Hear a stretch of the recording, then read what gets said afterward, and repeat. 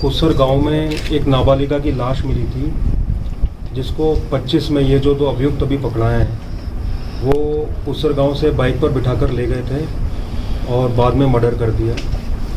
उसमें हमारी एक एसआईटी गठित हुई थी, जिसमें हमारे डीएसपी एलनाबाद, हमारे सीआईए सिरसा इंचार्ज प्रदीप और कई अन्य लोग थे, जिनकी इसमें काफ़ी कड़ी मेहनत रही। हमारे साइबर इंचार्ज ने जो भी डंप हो सकता है, कॉल डेटा हो सकता है, उसका बहुत ही मेहनत से उसका एनालिसिस किया, सारी इन्फॉर्मेशन हमारी जो एसआईटी है उसको दी।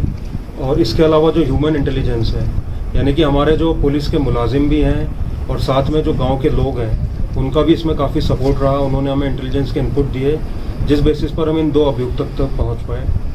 तो अभी इनका जो 2 लोगों का इसमें पता चला है कि इनका इसमें इन्वॉल्वमेंट है। बाकी हमारा इन्वेस्टिगेशन जारी है और फॉरेंसिक रिपोर्ट आना बाकी है। तो जैसे जैसे वो आएगी और जैसे जैसे अनुसंधान बढ़ता जाएगा तो आगे इसमें जो भी इंफॉर्मेशन आती है उस पर हम आगे कार्य करते रहेंगे। सर, ये 2 लोग कौन हैं और ये जो मरने वाली बच्ची थी इसके साथ क्या रिलेशन था?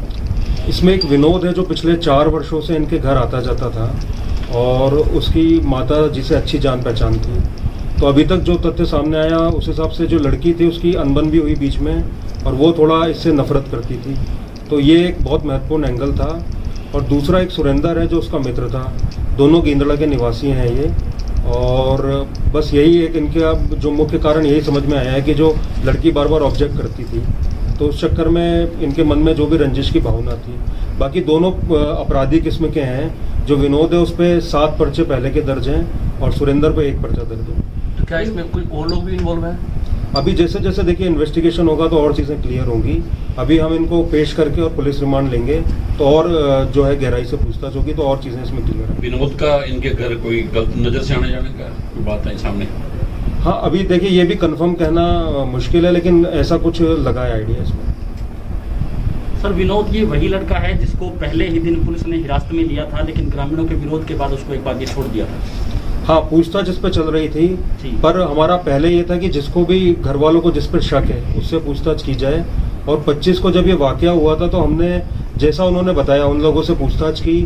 साथ में जहाँ भी रेड की वो थी हमने रेड भी की थी फतेहाबाद और अन्य जगह पे जहाँ जहाँ घर वालों ने बताया। लेकिन बाद में मैंने वही बताया कि जैसे हमको पता चला मोबाइल लोकेशन से, जो गाँव से इंटेलिजेंस इनपुट आए, तो फिर हमको ज़्यादा शक हुआ कि ये जो है विनोद का इसमें ज़्यादा इन्वॉल्वमेंट है। सर, दुष्कर्म की बात में कितना सच्चाई है दुष्कर्म को लेकर के? वो देखिए अभी जैसे जो फॉरेंसिक की रिपोर्ट आएगी, जो पोस्टमार्टम हुआ है, जो विसरा गया हुआ है, उसके बाद ही उसमें हम कुछ क्लियरली बोल पाएंगे। जो आरोपी पकड़े गए उन्होंने कोई बात स्वीकार की है? मर्डर किया था या मर्डर से पहले दुष्कर्म किया था? हाथ बंधे हुए थे? उन्होंने अभी दुष्कर्म की बात स्वीकार नहीं की है, पर मर्डर की उन्होंने स्वीकार कर दी। कारण क्या था? मर्डर का मोटिव क्या था? मोटिव मैंने वही बताया कि ये उनके घर आता था पिछले 4 साल से, जिसमें कई बार जो ये थी जो नाबालिगा थी वो इस पर ऑब्जेक्शन भी करती थी और टोकती भी थी। तो ये कारण था और इन्होंने एक चुन्नी है उससे गला दबाना इसका मोड ऑफ मर्डर बताया। इन्होंने कहाँ पे ऐसे सामने ये कुसर जाते हैं तो रोड से साइड में जो रास्ता जाता है वहीं खेत है, वहाँ इन्होंने गला दबाया और फिर जहाँ पे जो है डेड बॉडी मिली थी वहाँ इन्होंने उसको ले जाके डाल दिया। खेत विनोद या किसी सुरेंद्र का किसी का? हाँ, ये अभी तक जो पता चला है विनोद का है। सर, बच्ची की मां के साथ विनोद के अवैध संबंधों की बात भी सामने आ रही है, क्योंकि वो उसको रोकने से मना कर रही थी। या कोई भी घर से आएगा तो क्यों कोई रोकेगा?